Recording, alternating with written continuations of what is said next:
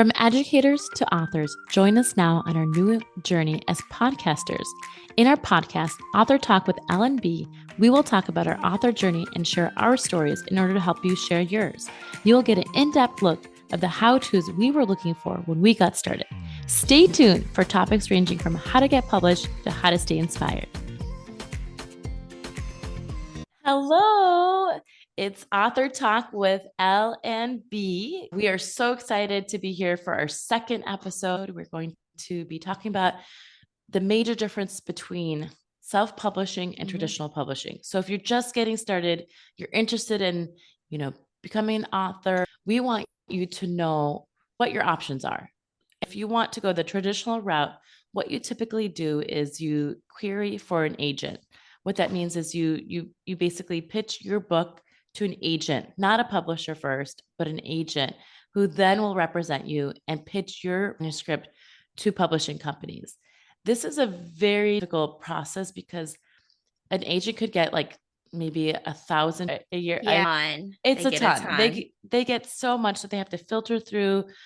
It's a lot, and then they have to also then it to, traditional publishing company. Then it moves on to the next step. But Brittany, do you want to talk about with self-publishing how you get started? I wanted What's to the add difference? something to that too, Sure. Yeah. just from my experience, because I didn't know whether I wanted to go with the self-publishing route or the traditional route.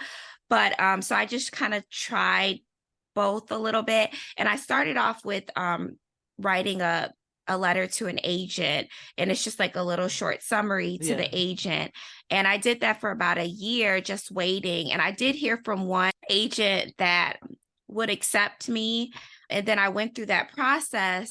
I did get a contract with one particular company, publishing company. But the thing to know is when you are a brand new author, they don't give you the best contract. They're kind of taking a risk. They don't know if your book is going to sell, if it's not going to sell.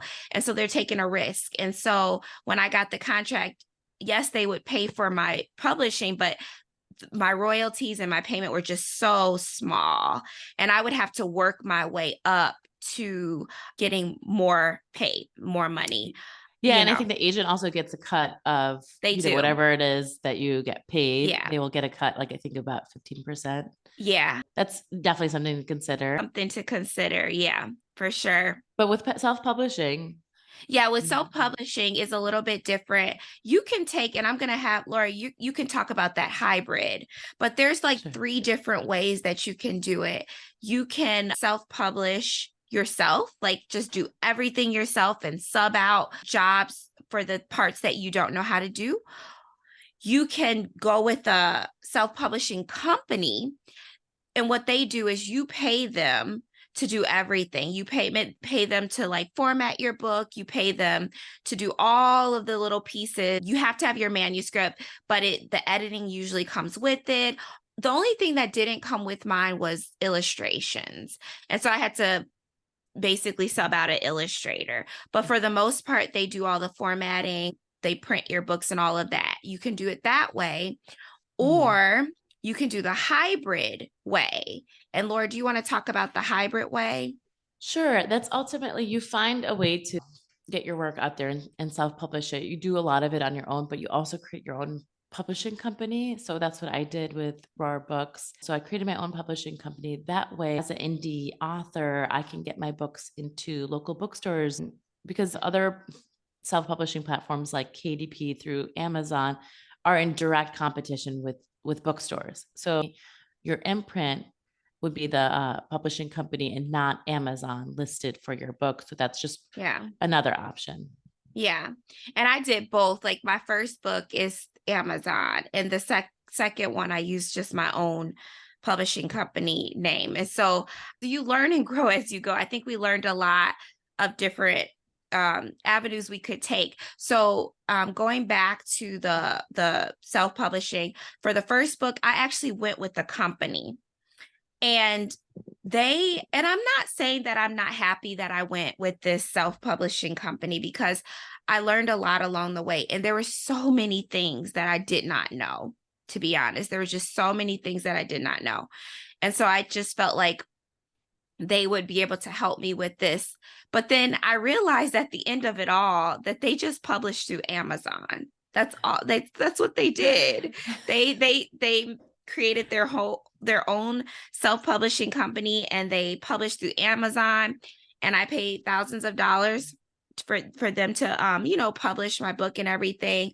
But then at the end of it, I realized, oh my goodness, I could do this on my own. So what I did is I found a formatter. I found how to upload your information to the Library of Congress. I just kind of took the steps, and I just researched as I went, like how I found a good editor. And basically what I did was I subbed out jobs. Yeah. And if you're listening and you're wondering, okay, when we're talking about subbing out, where can you find an illustrator? Where can you find someone to help format?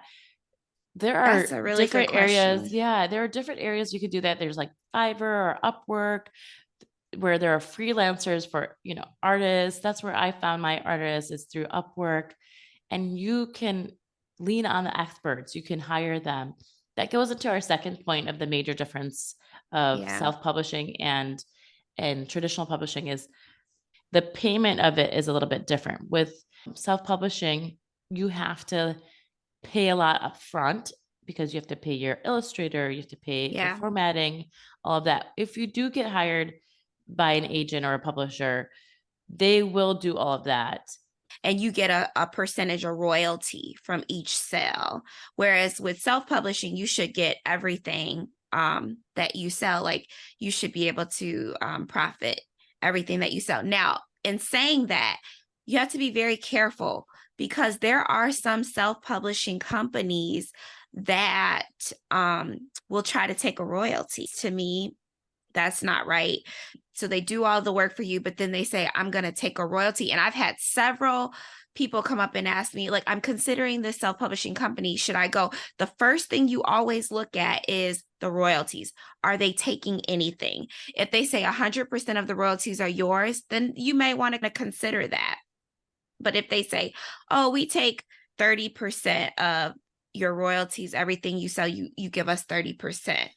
You want to stay away from those. That's very important. Another thing I want to circle back, Laura, where you were talking about Fiverr, Upwork, places where you can go and hire people. Those are pretty good for specific things. But now for editing and things like that, particularly because we're in the children's book industry, what I would do as well, because I did hire some people on Fiverr, and their editing skills. I'm a teacher, Laura's a teacher, and I felt like I could do better editing than they could. And even Laura, you do editing. So I go to Facebook and I join the author communities. That is so important. Write that down. If you want to find some good resources, good places, you join some legit author groups, writers groups, and you just ask them, like, does anybody have any suggestions about who to hire for an editor? So I ended up finding an editor, and she is absolutely amazing. She's been a teacher, she's worked in the educational system, and she's published like 60, 70 books, and she came highly recommended in the author pool. Really good point. I'm glad that you added that. And I think, it's okay not to know everything going in, as long as you like lean into your resources and vet everything. To find an illustrator, I really did a few interviews with like a bunch of illustrators that I really liked in order to find the right fit. Whichever route you do take, never give up. From the traditional route, they told me it has been a long process, that you do get rejected a lot, maybe from pitching your manuscript, and that could be really discouraging, but that you just push through, and it's your dream, and keep trying and over again, and you'll get there. And that's why we're here for you to like help you through your way. And because it was difficult for us, and we were trying to be what we were looking for when we were doing it. But it's also good to make those mistakes, right, Brittany? Because I feel like I know a lot more through trial and error. But I think going back to like the differences between self-publishing and traditional publishing, I think one other major difference is also timeline. So Mm, as we were talking about the differences, it does take a little bit longer with traditional publishing where, you have to find an agent, you have to get accepted. And sometimes the book is not actually published within that same year. It might take longer to publish the book based on the publisher. And once you've given your book or your manuscript, they have more autonomy with that timeline. So it could be years. I know one author it took 2, 3 years. Whereas self-publishing, you could publish it as soon as you're ready. You could yeah. just upload it and publish it right away, but you need to have a lot more legwork in terms of getting the word out. Whereas you may have a longer timeline with traditional publishing, but you have access to more mainstream exposure or more prestigious awards, things that will get you recognized as an author. Yeah. Am I missing anything else? No, I think that it's like just what you said. It's just more legwork with self-publishing, but the payoff, if you know what you're doing and you know what your mission is, in the end, there could even be a bigger payoff with self-publishing than even traditional. It just depends. It really depends on a lot of different things. Also, what I want to point out that's very important. I don't know if you've all heard of the book Pete the Cat. And the author Love of it. that is Eric Litwin, and came to one of the schools that I taught at. And I found out that he self-published first and then became famous and very well known. And as a result of that, a traditional company came and picked him up. When I heard that story, it freed me to go the self-publishing route, because I knew that first-time authors have a little bit more of a challenge becoming traditionally published than somebody that may have more credibility, more works, and things like that. It's not like, oh, I'll never be traditionally published if I go the self-publishing route. That's not necessarily true. Yeah. Yeah, you could totally do both. And so I think it's just so important to weigh your options. Mhm. We're going to talk more about this. I don't even think we're done, right, Laura? Because there's I so feel much. like we Yeah. need to talk about, okay, so now that Mhm. you've kind of gone into the pros and the cons, but just really like mapping out the self-publishing process. And self-publishing is becoming more popular today than ever before. Wouldn't you say? Yeah, definitely.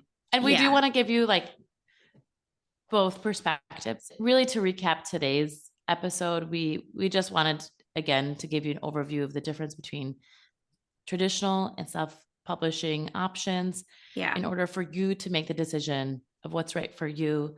But ultimately, it does come down to a couple major differences. One, autonomy, in terms of mainstream exposure. You have more mainstream exposure with traditional publishing versus self-publishing. And your royalties and rights are different too Yeah. with both. Am I missing any other major difference? No, I think that the number one thing that comes to mind as we close this out is just like, when you are self-publishing, I think it's just so important that you know that that promotion piece goes along with it. Like, I think that's a huge difference. Like in traditional publishing, that you might have a little bit more of a leg up when it comes to getting your book out there, because you're with people, you're with a company that has done it before. With self-publishing, I think you just need to know what route you're going in. Like for me, I always knew I wanted to get into the schools. And so author visits is the way to go for me. I think just knowing your market and knowing how you're going to promote your book, because that's a big one. Like, you have this book, everything's great, but then it's like, okay, where do I go from here? So, or it's more just independent, you don't have that coach necessarily walking alongside you, but the Or options, team of people, the team of people, yeah. but the options are endless. The Mhm. options are endless and what you can do with that. And Mhm. so thank you so much for joining Thank you. us. And we hope Yay. that this was so helpful to you. Yes. And we're so excited to meet again next time. Yay. Thank you for joining us on Author Talk with L&B. We hope you found inspiration and valuable insights to guide you on your journey as an inspiring author. Remember, Every great story starts with a single word. So keep writing, keep dreaming, and never stop believing in your voice. If you enjoyed today's episode, please subscribe, leave a review, and share it with fellow authors. Join us next time for more tips, interviews, and encouragement. Until then, keep turning your pages and crafting your narrative. Happy writing.